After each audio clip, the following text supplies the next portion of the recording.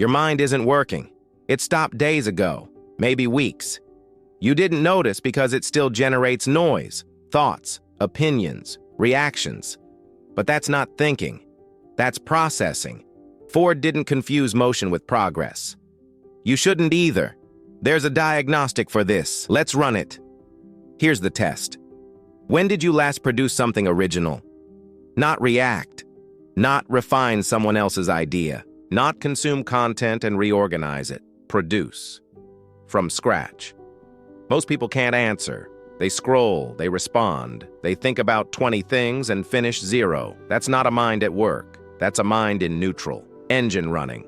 No gear engaged. You're burning fuel with no forward motion. Ford called this waste. I call it stopped. You think you're busy? Your brain feels active. It's full of data, news, takes, threads, problems you're working on. But here's the cut. Activity isn't production. Your mind is like a factory floor where workers move boxes from one table to another all day. Looks busy. Nothing ships. You're not thinking. You're shuffling inputs. The illusion is that consumption feels like work. It doesn't. It's entropy. Stop here. This is where most people lie to themselves. They say, I'm processing. No, you're stalling. There's a difference. A working mind produces output.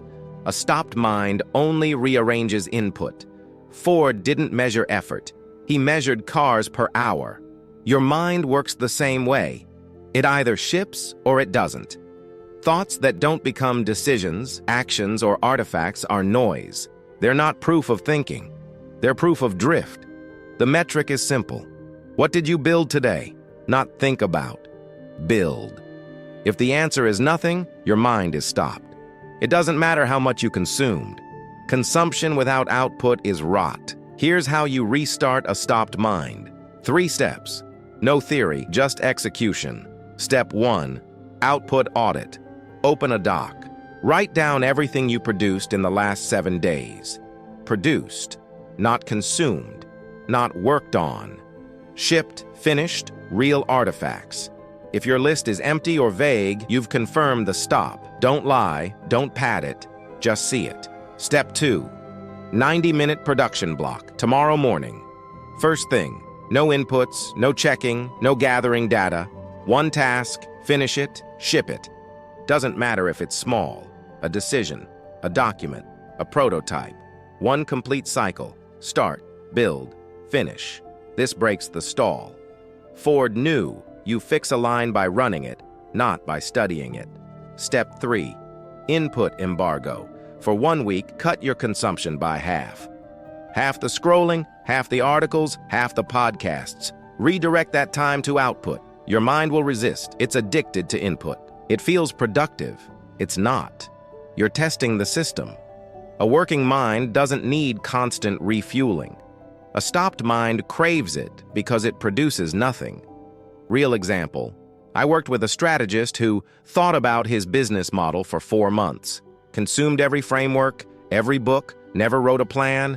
I gave him 48 hours to draft version 1. No research. Just build from what he had. He finished in 6 hours. The problem wasn't information. It was a stopped mind hiding behind preparation. Ford ran diagnostics on every line. When output dropped, he didn't ask workers to think harder. He cleared the bottleneck.